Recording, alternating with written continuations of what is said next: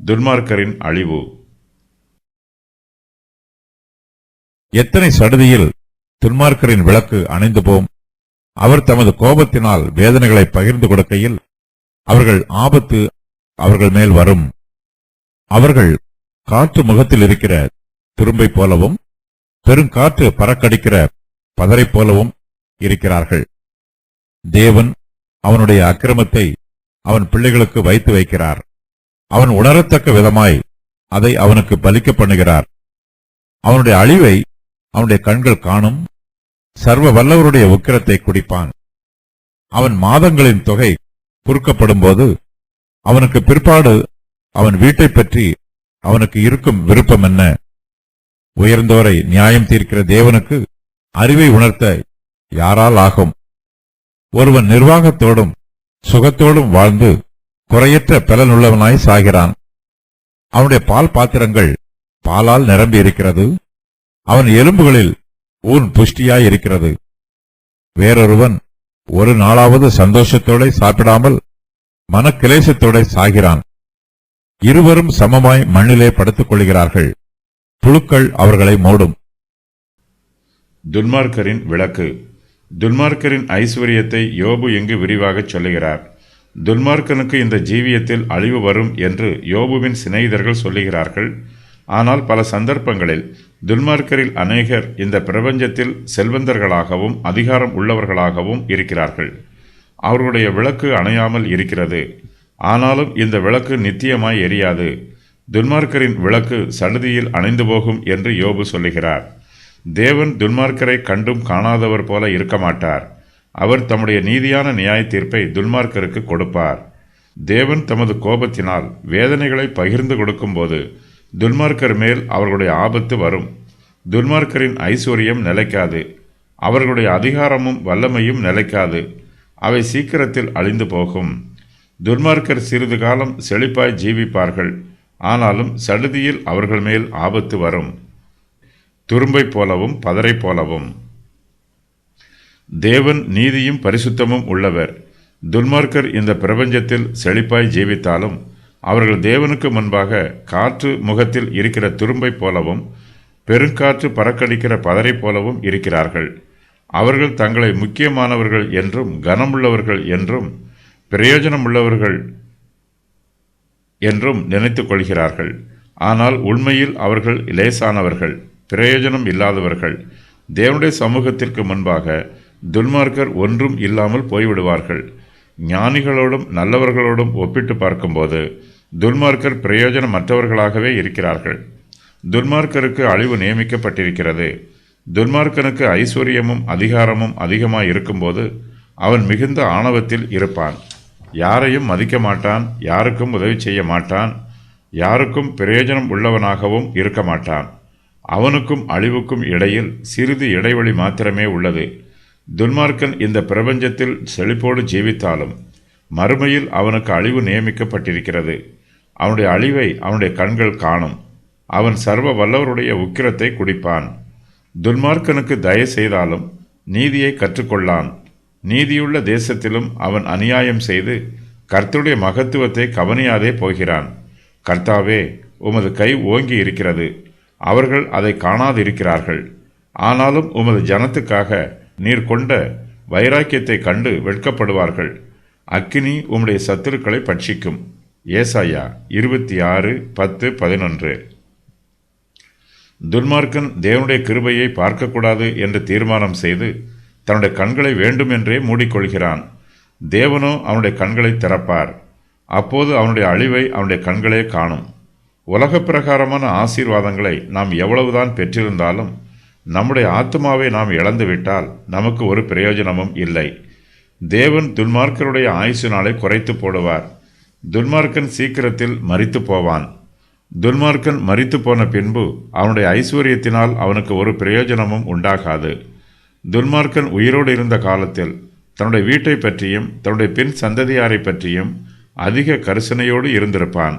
ஆனால் அவன் மரித்து போன பின்பு அவனால் அவனுடைய வீட்டிற்கு ஒன்றும் செய்ய முடியாது. யோபு இதை பற்றி சொல்லும்போது துன்மார்க்கனுடைய மாதங்களின் தொகை குறுக்கப்படும் போது அவனுக்கு பிற்பாடு அவன் வீட்டை பற்றி அவனுக்கு இருக்கும் விருப்பம் என்ன என்று கேட்கிறார். தேவன் துன்மார்க்கனை தண்டிக்கும் போது அந்த தண்டனையின் வேதனை அவனுடைய பின் சந்ததியாருக்கும் வரும். தேவன் அவனுடைய அக்கிரமத்தை அவன் பிள்ளைகளுக்கு வைத்து வைக்கிறார். அவன் உணரத்தக்க விதமாய் அதை அவனுக்கு பலிக்க பண்ணுகிறார். துன்மார்க்கன் சர்வ வல்லவருடைய உக்கிரத்தை குடிக்கும்போது அதன் சாபம் அவனுடைய பிள்ளைகளையும் பாதிக்கும், உயர்ந்தோறும் தாழ்ந்தோறும். யோபு தேவனுடைய தெய்வீக பராமரிப்பையும் அவருடைய சர்வ ஆளுகையையும் சர்வ ஞானத்தையும் விரிவாகச் சொல்லுகிறார். இவற்றிற்கு இடையே உள்ள வித்தியாசங்களையும் யோபு தெளிவுபடுத்துகிறார். தேவனுக்கு யாராலும் அறிவை உணர்த்த முடியாது. தேவனுக்கு புத்தி சொல்லக்கூடிய ஞானமோ அவருக்கு போதிக்கிற வசனமோ ஒருவரிடத்திலும் இல்லை. இந்த உலகத்தை எப்படி ஆளுகை செய்ய வேண்டும் என்று நம்மால் தேவனுக்கு ஆலோசனை சொல்ல முடியாது.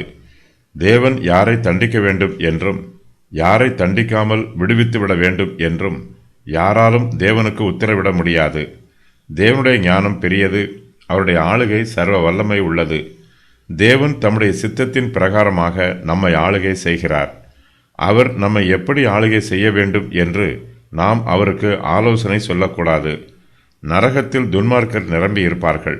அவர்கள் இந்த பூமியில் ஜீவித்த காலத்தில் செழிப்பாக ஜீவித்திருந்தாலும், ஐஸ்வர்யவான்களாக இருந்திருந்தாலும், தரித்திரராக இருந்திருந்தாலும் அவர்களுக்கு நரகமே முடிவாக நியமிக்கப்பட்டிருக்கிறது. ஆகையினால் துன்மார்க்கர் இந்த பூமியில் எப்படி ஜீவிக்கிறார்கள் என்பது முக்கியமல்ல. அவர்கள் எல்லோருமே நரகத்திற்கு போவார்கள். நரகத்துக்கு போகிறவன் பாடிக்கொண்டே போனாலும் வெட்கத்தோடே போனாலும் எல்லாம் ஒன்றுதான். அவன் நரக வேதனையை அனுபவிக்கத்தான் போகிறான். துன்மார்க்கன் இந்த பிரபஞ்சத்தில் எப்படி ஜீவித்தாலும் அவனுடைய முடிவு அழிவு. அவன் போய் சேர வேண்டிய இடம் நரகம். ஒருவன் இந்த பிரபஞ்சத்தில் திடீரென்று செத்து போகிறான். அவன் இந்த பூமியில் வாழும் வரையிலும் நிர்வாகத்தோடும் சுகத்தோடும் வாழ்கிறான். அதன் பின்பு குறையற்ற பலன் உள்ளவனாய் சாகிறான்.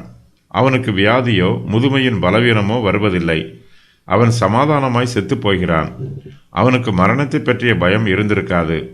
தான் சீக்கிரத்தில் மரிக்கப் போவதில்லை என்று தனக்குள்ளே நினைத்திருப்பான். அவனுடைய பால் பாத்திரங்கள் பாலால் நிரம்பி இருக்கும். அவன் எலும்புகளில் ஊன் புஷ்டியாய் இருக்கும். ஆனாலும் அவன் எதிர்பாராத நேரத்தில் அவனுக்கு மரணம் வந்துவிடும்.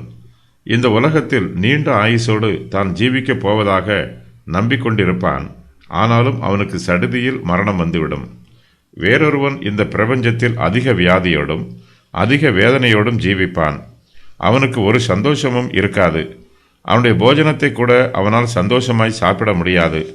தனக்கு சீக்கிரத்தில் மரணம் வந்துவிட்டால் தன்னுடைய வேதனைகளில் இருந்து தனக்கு விடுதலை உண்டாகும் என்று நினைப்பான். மரணத்திற்காக ஆசையோடு காத்திருப்பான். ஆனால் அவனுக்கு சீக்கிரத்தில் மரணம் வராது.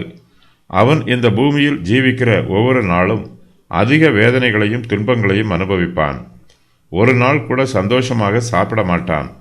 இப்படிப்பட்டவன் நீண்ட நாட்களுக்கு மனக்கிலேசத்தோடு வாழ்ந்து எல்லா வேதனைகளையும் அனுபவித்து அதன் பின்பு மெதுவாக சாகிறான். இந்த பிரபஞ்சத்தில் ஐஸ்வர்யவான்களாய் இருந்தவர்களும் தரித்திரராய் இருந்தவர்களும் ஆரோக்கியம் உள்ளவர்களாய் இருந்தவர்களும் வியாதி உள்ளவர்களாய் இருந்தவர்களும் சமமாய் மண்ணிலே படுத்துக் கொள்கிறார்கள். எல்லோருக்குமே மரணம் வருகிறது. ஒரு தரம் பிறப்பதும் பின்பு மரிப்பதும் எல்லா மனுஷருக்கும் நியமிக்கப்பட்டிருப்பது போல அது ஐஸ்வர்யவானுக்கும் தரித்திரனுக்கும் நியமிக்கப்பட்டிருக்கிறது.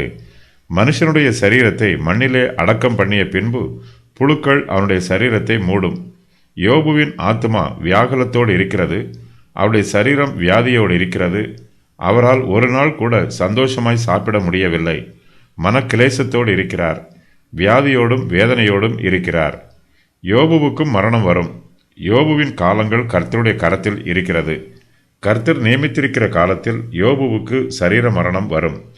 நல்லோரும் தீயோரும் பல சமயங்களில் நீடித்த நாள் வாழ்ந்து எவ்வித குறைவும் இல்லாமல் மரித்து போகிறார்கள்.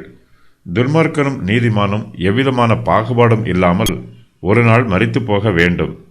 நீதிமானும் துன்மார்க்கனும் சாகும்போது புழுக்கள் அவர்களை தின்று போடும். இது யோபுவின் மரணத்தையும் குறிக்கலாம். யோபு 19:25 முதல் 27 வரை உள்ள வசனங்கள் வருங்கால உயிர்த்தெழுதலையும் அப்போது உயிர்த்தெழுந்தவர்கள் கர்த்தரை தங்கள் கண்களால் காண்பதையும் குறிக்கிறது.